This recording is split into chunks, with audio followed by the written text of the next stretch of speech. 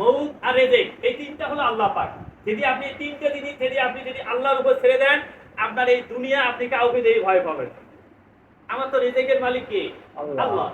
আমার হায়াতের মালিক আল্লাহ, জীবন দেওয়ার মালিক আল্লাহ। যদি না হইতো এই ইব্রাহিম আলাইহিস সালামকে ওই অগ্নিকুণ্ডের মধ্যে কোনো কায়দা ছিল না, একবারে কয়েক কিলো পর্যন্ত তার অগ্নিকুণ্ড করছিল। তাকে কি অগ্নিকুণ্ড দিয়ে, তাকে ওখানে চরকা দিয়ে ওখানে ফেলা হয়েছিল। জিবরাইল আলাইহিস সালাম এসে ধরছিল, বলছিল যে নবী আপনি বলেন আপনাকে আমি বাঁচাবো। সরাই নেই, বলছে না আমি তো কানা আল্লাহর ইবাদত করি না, আমি একজন এমন আল্লাহর ইবাদত করি কিন্তু সবকিছু দেখে। আমি তোমার কাছে সাহায্য চাবো কেন? আমার ওই আল্লাহ বললেন যে আগুন তুমি একবারে এর জন্য ফুলের বিছানার চাইতে নরম হয়ে যাও। তাহলে দেখেন তিনি জান্নাতের মানে খাবারও খাওয়ালেন আল্লাহ। তিনি মাথা নত করছে? কিন্তু মাথা নত করতে পারছে। তিনি জানে একজন আছে।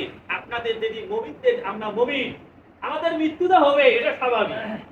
মৃত্যু কি একজন মুমিনের জন্য হাদিয়া স্বরূপ। আপনি কি আমাদের হাদিয়া স্বরূপ। এখন আমরা অনেকজনের মৃত্যুর জন্য ভয় পাই, বলি আল্লাহ মৃত্যু যদি এখানে দেয় আমার মৃত্যু হবে। কিন্তু আপনার যদি মৃত্যু যদি হয়, আপনি সন্দুকের ভিতরে লুকিয়ে দিলে আপনার মৃত্যু হবে।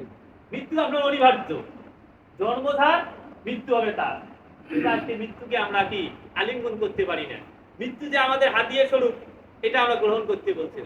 মুমিনদের জন্য হবে মৃত্যু হবে হাদিয়া স্বরূপ। সব সময় আমরা মৃত্যুর জন্য প্রস্তুত থাকি না, আমরা তো মৃত্যু দিয়ে ভয় পাই। মৃত্যুর কথা শুনলেই অনেক ধরে গা শিঙিয়ে ওঠে, বলে ওই বাপরে বাপ মৃত্যুর কথা বলছে। কিন্তু আপনি মুমিন না। আপনি মুমিন হলে আপনার গা শিঙে যাবে না। মৃত্যু তো আমার অনিবার্য, আসো কালো দায়িত্বে হবে।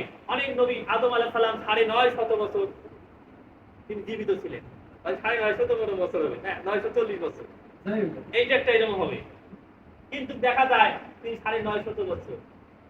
নূহ আলাইহিস সালাম তিনি অনেক বছর ছিলেন জীবিত। শীশ আলাইহিস সালাম অনেক বছর ছিলেন।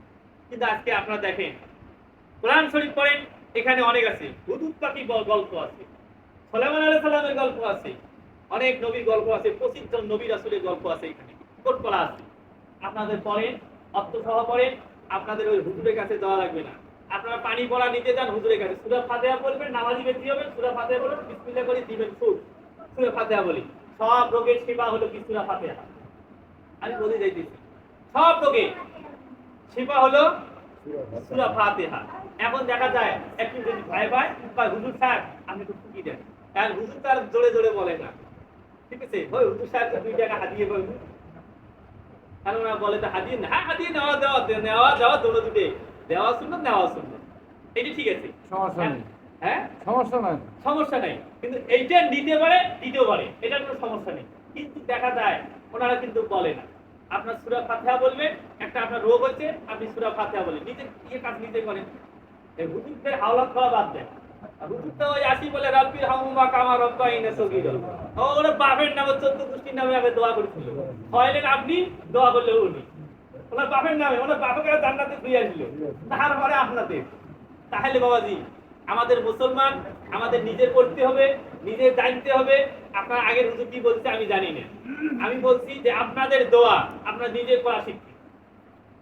যদি ওই হুজুর আপনি টাকাও দিলেন, খাওয়াইলেন, তো হুজুরের 14 গোষ্ঠীর নামে দোয়া করতে দিয়ে গেল, তাহলে আপনাদের লাভ কি?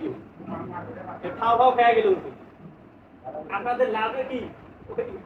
আপনাদের শূন্য, 0 পয়েন্টে থাকি। এই জন্য আপনাদের দোয়া আপনারা করা শিখবেন, আপনাকে মানুষের উপর নির্ভরশীল।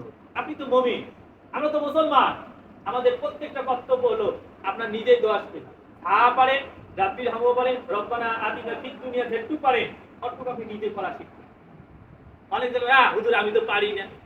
আপনি যদি আল্লাহ তাআলা যখন আপনি আমার বাবার কবরের সামনে দাঁড়িয়ে যদি আপনার বাবার সামনে যদি 2 হাত তুলে যদি আপনি যদি দোয়া করেন, আমার মনে হয় আপনার দোয়া ফিরে যাবে 100 মধ্যে 100। বাজি খারাপ করলে আপনি যদি 5 ওয়াক্ত নামাজি হন, কিন্তু না বেনামাজির তো দোয়া ফিরে আল্লাহ পাক কবুল করবে না। বেনামাজি কর কষ্ট গেল কবুল করবে, মুমিন হতে হবে। আল্লাহ তাআলা বলছেন সব জায়গায় ইয়া আইয়ুহান নাস বলছে, ওখানে কোনখানে বলে না ইয়া আইয়ুহান মুমিনুন। আল্লাহ তাআলা এখানে কোনোদিন ডাক দেন মুমিন যারা হবে তাদের জন্য আল্লাহ পাক অনেক কিছু রাখছে জান্নাতে, ইহকাল পরকাল। ইহকাল সম্মান পাবে, পরকালেও সম্মান পাবে।